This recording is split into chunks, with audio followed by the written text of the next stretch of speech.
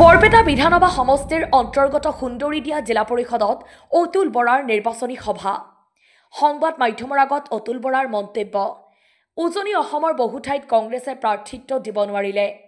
ৰাইজ এনডিএৰ পক্ষত আছে। কংগ্ৰেছ আৰু এআইডিএফক অসমৰ জনসাধাৰণে চিৰশত্ৰু বুলি চিনাক্ত কৰিছে। জৱাহৰলাল নেহৰুৰ পৰা ইন্দিৰা গান্ধী, ৰাজীৱ গান্ধী, মনমোহন সিং, সোনিয়া গান্ধীলৈকে কংগ্ৰেছে কিদৰে শাসন কৰিলে সেয়া অসমৰ ৰাইজে পাহৰা নাই। অসমত ৰাইজে কংগ্ৰেছক বিদায় দিবলৈ ধৰিছে। কংগ্ৰেছ এআইডিএফ দুয়োটা শক্তিয়েই ৰাজ্যবাসীৰ বাবে ডাঙৰ বিপদ। গৌৰৱ গগৈৰ পাকিস্তান যোৱাটো অপৰাধ নহয়। ভূপেন বৰাৰ এই মন্তব্য সন্দৰ্ভত অতুল বৰাৰ প্ৰতিক্ৰিয়া। ভূপেন বৰাৰ বক্তব্য বৃথা আস্ফালন। তেওঁৰ কথা বতৰাৰ মই মন্তব্য নিদিওঁ। নিউজ ডেস্ক ৰিপৰ্ট, পি সংবাদ। ব্যাপক সঁহাৰি আৰু মই ভাবোঁ যে নামনিটো একেই হ'ব। কাৰণ আজি গোৱালপাৰাত মই কেইবাখনো নিৰ্বাচনী সভাত অংশ ল'লোঁ, বঙাইগাঁও জিলাটো ল'লোঁ, তাৰ পৰা ইয়ালৈ আহিছোঁ আৰু যিবিলাক খবৰ পাইছোঁ বিভিন্ন পঞ্চায়তৰ পৰা, আমাৰ সতীৰ্থসকলৰ পৰা, মিত্ৰজোঁটৰ সতীৰ্থসকলৰ পৰা, তো ভালেই হ'ব, খুবেই ভাল হ'ব। কাৰণ কংগ্ৰেছে বহু ঠাইত কেণ্ডিডেটেই দিব পৰা নাই আৰু কংগ্ৰেছৰ প্ৰতি ৰাইজৰ সঁহাৰিও নাই। সঁহাৰি কিয় দিব? কাৰণ কংগ্ৰেছটো দীৰ্ঘদিন ক্ষমতাত থকা দল এটা, আৰু সেই সময়ত কি কৰিছিলে কংগ্ৰেছ চৰকাৰ শাসনকালত, এতিয়া কি কৰিছে সেই কথাখিনি জনসাধাৰণে দেখিছে আৰু বুজি পাইছে। উন্নয়নৰ স্বাৰ্থতেই মিত্ৰজোঁটক ভোট দিব। কাৰণ মাননীয় মুখ্যমন্ত্ৰী ডক্টৰ হিমন্ত বিশ্ব শৰ্মা ডাঙৰীয়াই যোৱা 4টা বছৰত যিমানখিনি ৰাজ্যখনৰ কাৰণে কৰিছে আৰু গ্ৰামাঞ্চলৰ জনসাধাৰণ যিদৰে উপকৃত হৈছে, বিভিন্ন আঁচনিৰ জৰিয়তে তেওঁলোক যিদৰে উপকৃত হৈছে, ৰাইজ এনডিএৰ পক্ষত আছে আৰু এনডিএৰ প্ৰাৰ্থীসকলক জিকাব।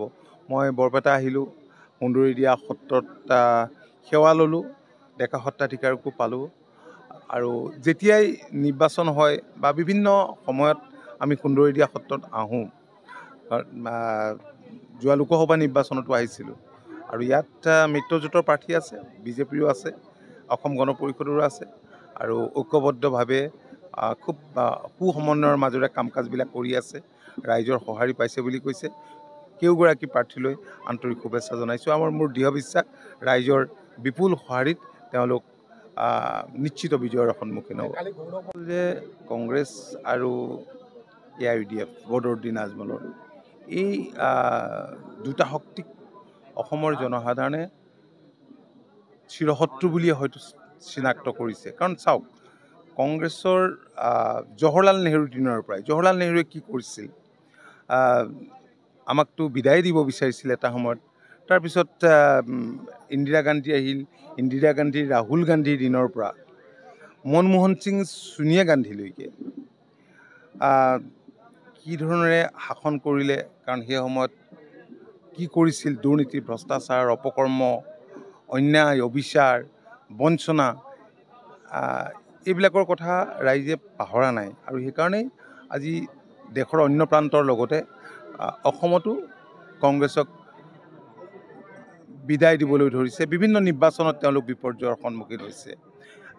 তো এআইডিএফটো কথাই নাই। আচলতে দুয়োটা শক্তিয়ে মই ভাবোঁ যে আমাৰ ৰাজ্যখনৰ কাৰণে, ৰাজ্যবাসীৰ কাৰণে এটা ডাঙৰ বিপদ। গতিকে ৰাইজে আদৰি লোৱা নাই। মইতো কৈছোঁৱেই, গণতন্ত্ৰত ৰাইজেই ৰজা।